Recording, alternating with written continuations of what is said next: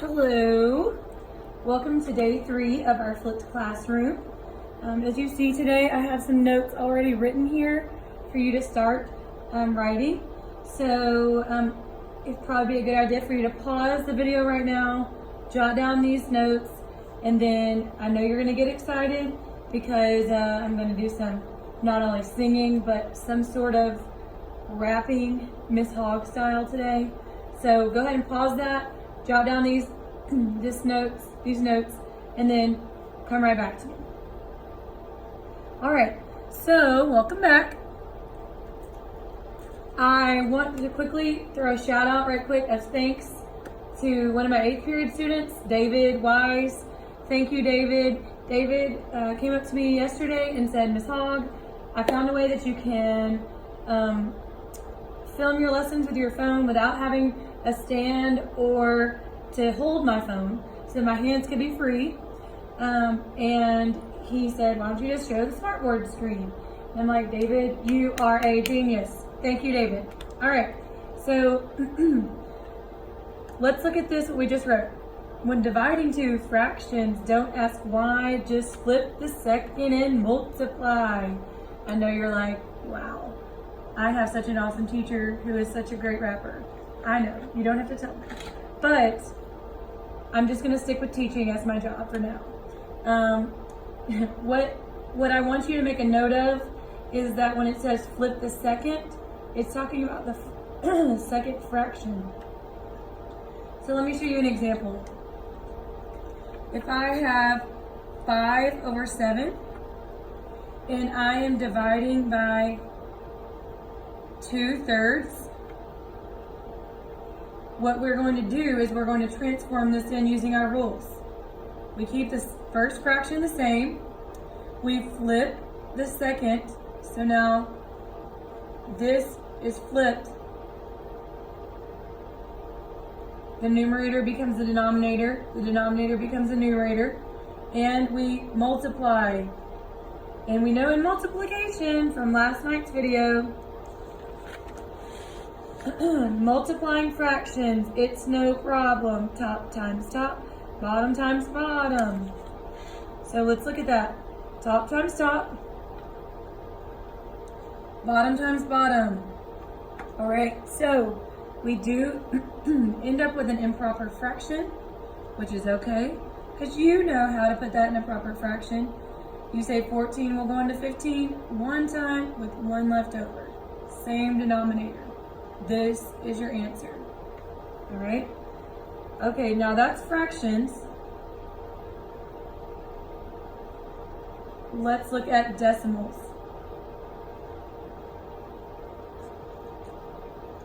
Try to make this video a little shorter for you so you can get yourself to church if that's what you're doing tonight. That's what I'll be doing.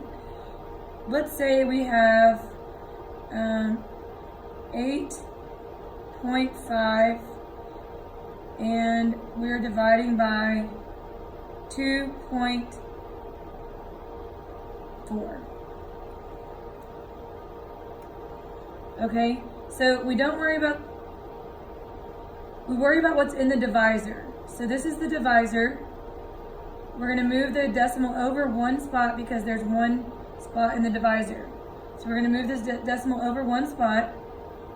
So when we do that, then this is our first step, is to move this decimal over. And when we do that, we move this decimal over also.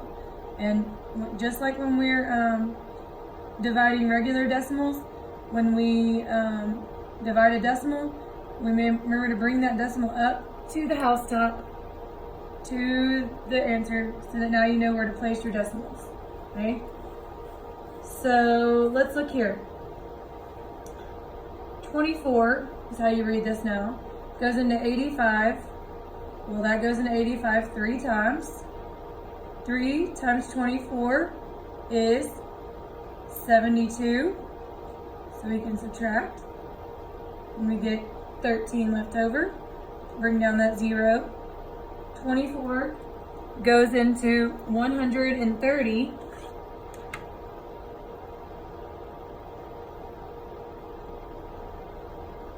5 times. All right. 5 times 5 times 24. Sorry, I'm going to do quick math over here.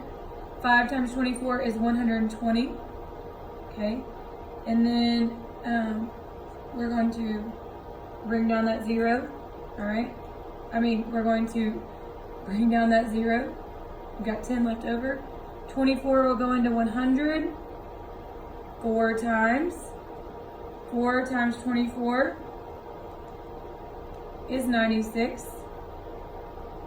Okay, and we're going to stop there. All right, stop there. Catch up with me.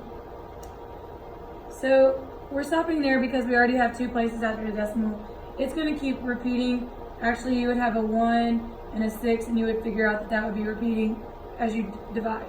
But what I really want you to see here is step 1, count how many places after decimal and divisor.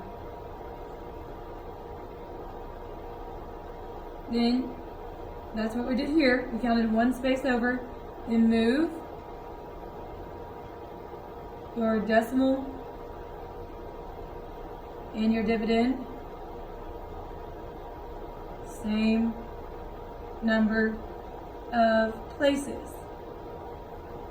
Okay, so that's what we did in step 2, right there. Step 1 is that, and step 2 is this one. And then you just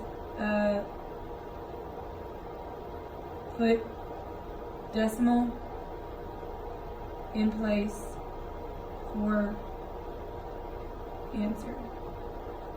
And that's what we did here. We went up, that's number 3. Okay, put the decimal right straight at the top. Okay, so that's decimals. So now let's just go over one simple rule for multiplying and dividing positive and negative numbers. Same as multiplication.